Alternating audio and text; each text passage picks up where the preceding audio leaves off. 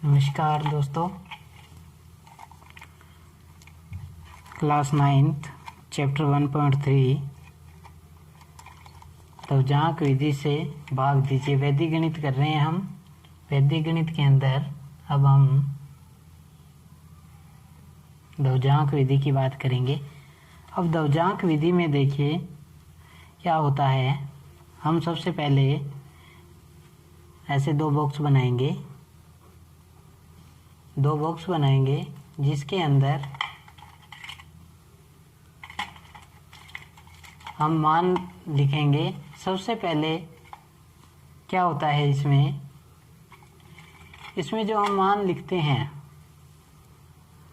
ये हम मान लिखेंगे। इसमें ऐसा एक बनाएंगे। अब देखिए इसमें हम इधर से देखिए इकाई का अंक ये यहाँ पे लिखेंगे जिससे भाग दे रहे हैं, और बाकी दोनों अंक यहाँ पे लिखेंगे। एक इकाई का अंक ही लिखेंगे यहाँ पर।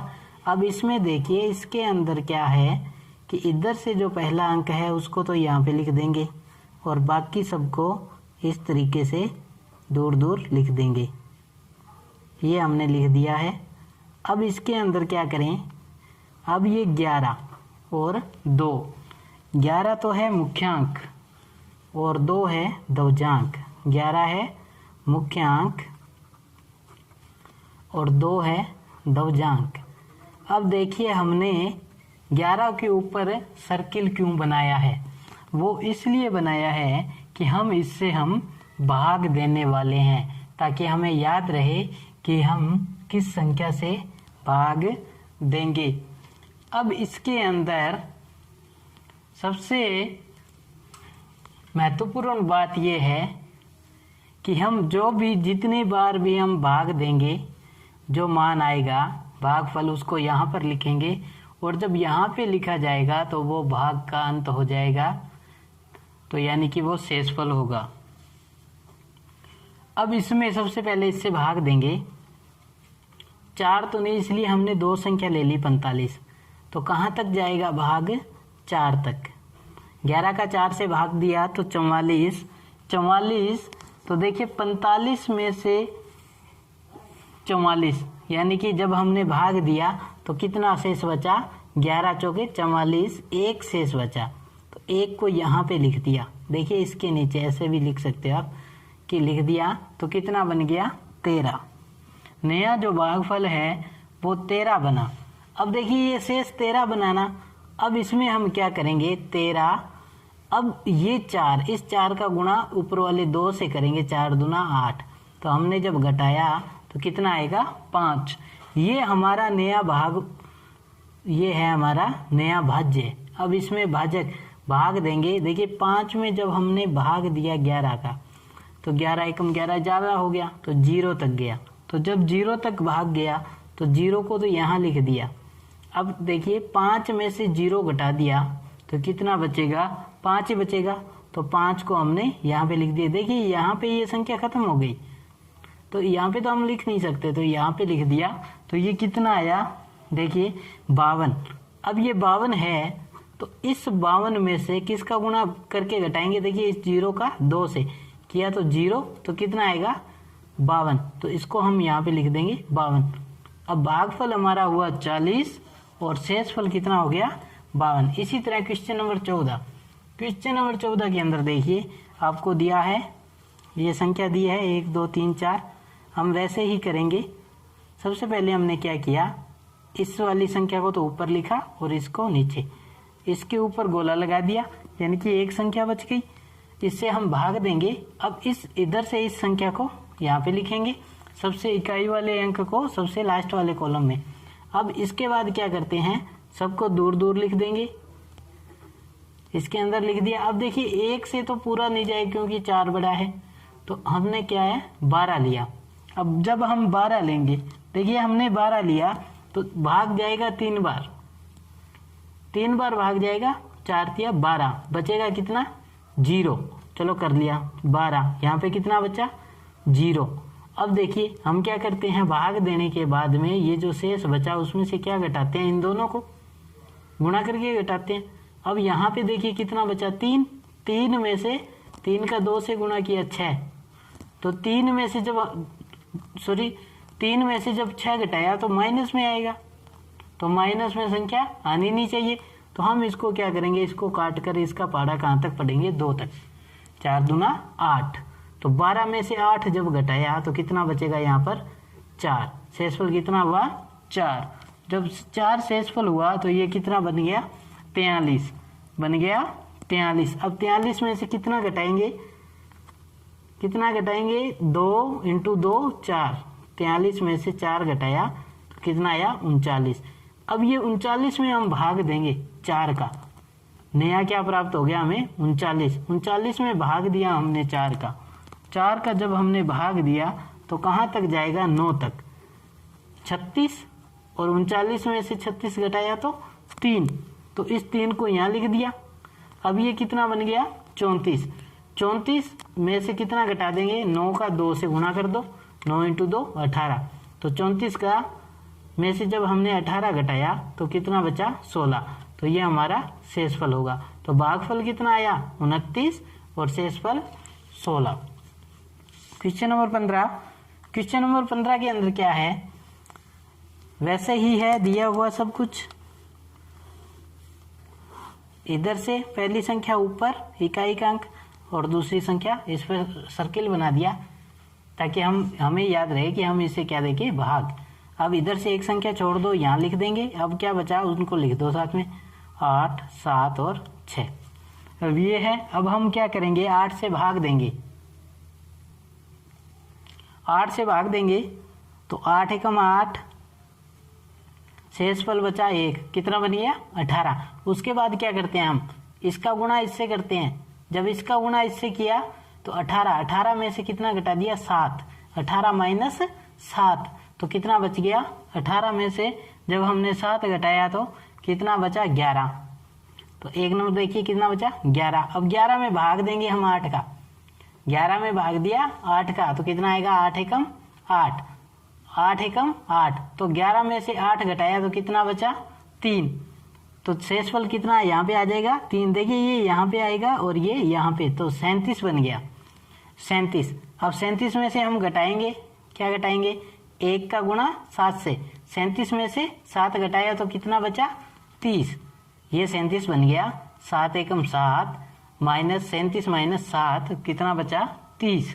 अब 30 में जब हमने भाग दिया 8 का, कितनी बार जाएगा 3 बार भाग जाएगा, 8 × 24, 3 बार भाग गया 24।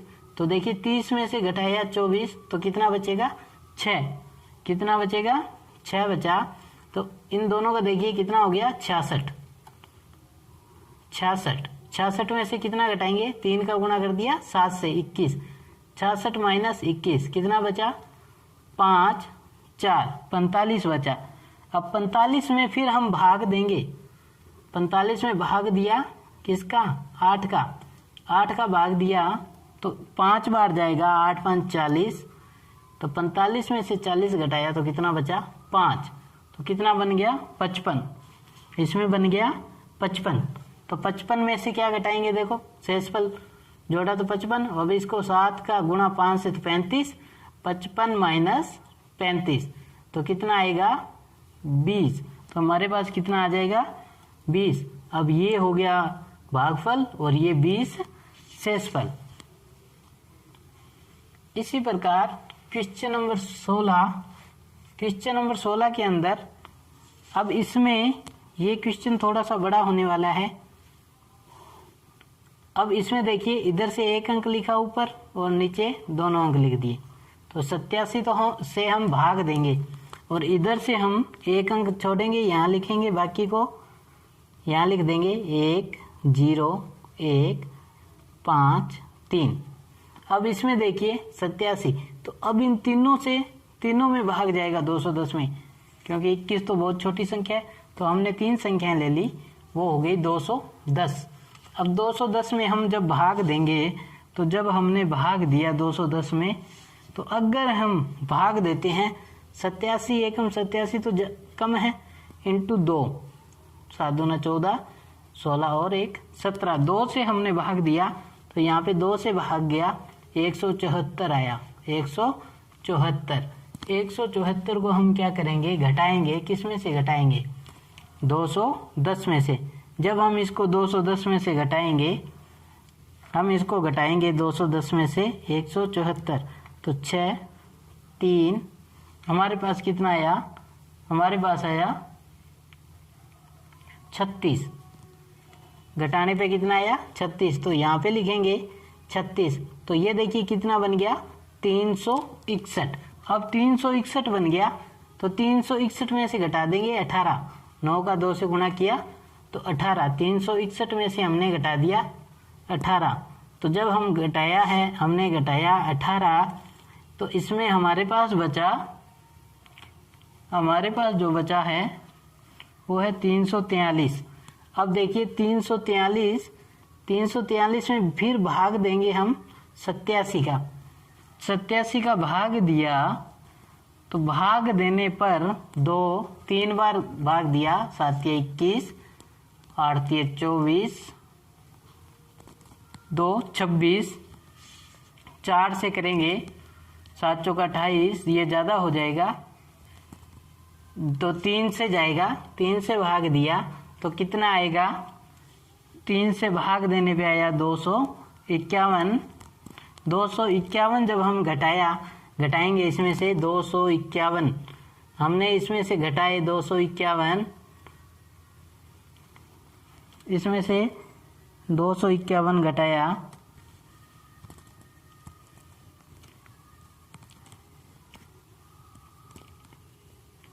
तो 251 घटाने पर हमें प्राप्त हुआ 82।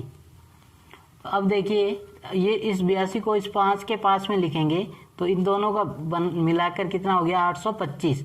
तो 825 अब 825 में से कितना घटाएंगे, देखिए 3 का गुणा करेंगे 9 से, तो 825 माइनस 27 जब हमने घटाया तो हमारे पास कितना आया, 798। अब 798 में हम भाग देंगे 798 में भाग दिया 87 का।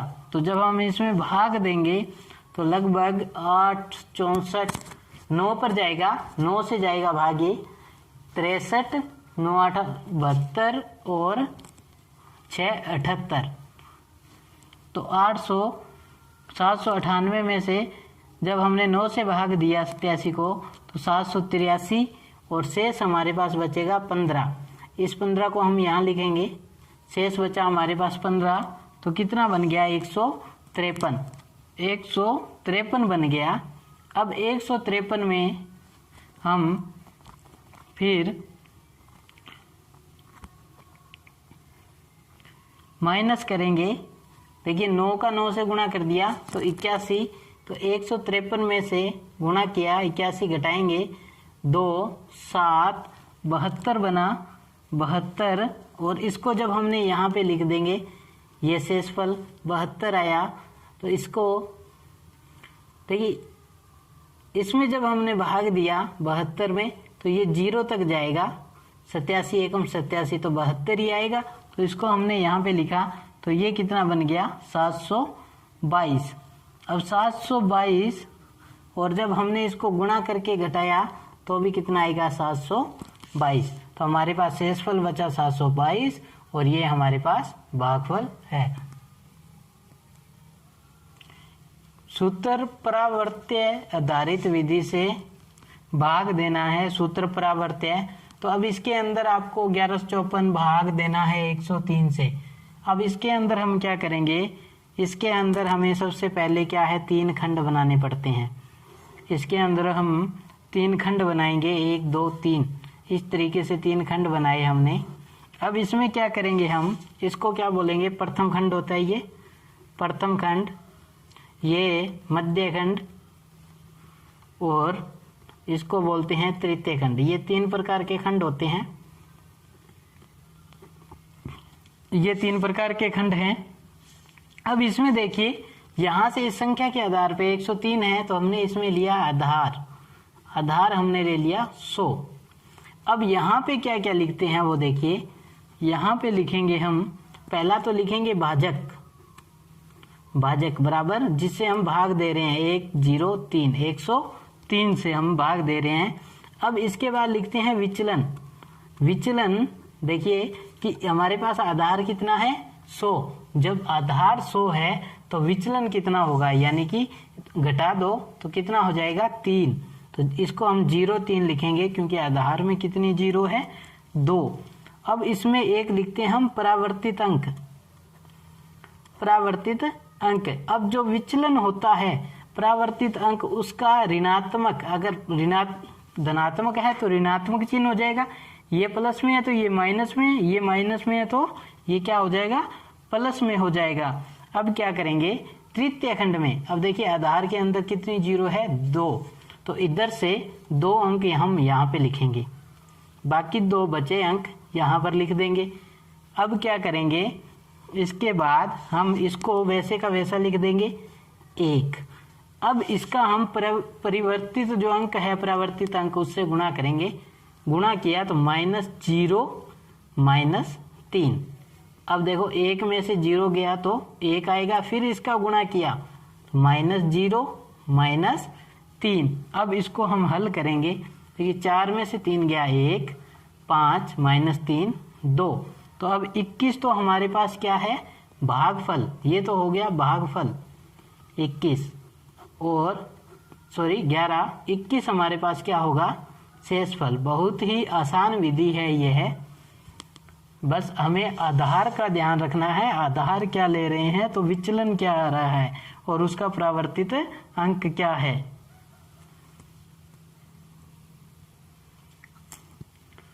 यही हम क्वेश्चन कर रहे हैं, सूत्र परावर्तन आधारित विधि से भाग दीजिए। क्वेश्चन नंबर 18, क्वेश्चन नंबर 18 के अंदर अब सबसे पहले हम क्या करेंगे 3 खंड बनाएंगे। सबसे पहले यही काम होगा हमारा, 3 खंड बनाया, 3 खंड में ये प्रथम खंड है, ये मध्य खंड और ये तृतीय खंड। अब यहाँ पर 113 है तो हमने आधार क्या लिया, आधार लिया 100, हम आधार 100 ही लेंगे ज़्यादातर। अब इसमें देखिए आधार 100 लिया तो इधर से 2 अंक आएंगे यहाँ पे, क्योंकि आधार में जीरो कितनी है 2। अब इधर से 13 बच गए, इसको यहाँ पे लिख दिया। अब इसमें भाजक क्या है, भाजक 113, तो विचलन कितना आया, विचलन मतलब 100 में से घटा दो तो 13, और परावर्तित अंक, परावर्तित अंक अब ये प्लस में है तो परावर्तित अंक किस में आ जाएगा माइनस में। अब क्या करेंगे 1 को वैसे का वैसा लिखा, अब इससे गुणा कर देंगे -1 -3, अब 3 में से 1 गया तो 2। अब उसके बाद अब इसका गुणा कर देंगे इससे तो -2 -6, अलग अलग गुणा हो गया, -2 -6। अब 8 में से 6 गया 2, 5, ये 3 और 2 ये माइनस के हैं तो 5 तो 0। अब ये हमारे पास क्या है भागफल और 0-2 हमारे पास क्या है शेषफल। इसी प्रकार क्वेश्चन नंबर 19, क्वेश्चन नंबर 19 के अंदर सबसे पहले 3 खंड बनाएंगे, प्रथम खंड, मध्य खंड और तृतीय खंड। अब इसके अंदर हमने आधार माना 100, क्योंकि 88 है, ये भी 100 के पास है, तो इधर से हम 2 अंक यहाँ पे लिख देंगे, इधर से 2 अंक इसके अंदर लिखे जो बच गए।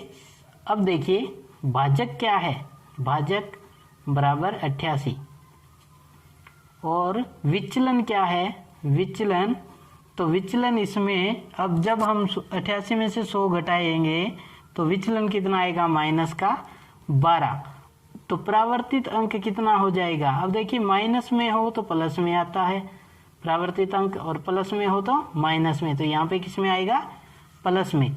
अब 1 को वैसे का वैसा लिखा, अब गुणा कर देंगे तो यहाँ पे आएगा 1 और यहाँ पर 2, तो 4 और 1 5। अब 5 से गुणा कर देंगे तो इधर से करेंगे 5 दूना 10, वैसे तो अलग अलग लिखते हैं, फिर इनको हम अलग अलग भी लिख सकते हैं, कोई दिक्कत नहीं है,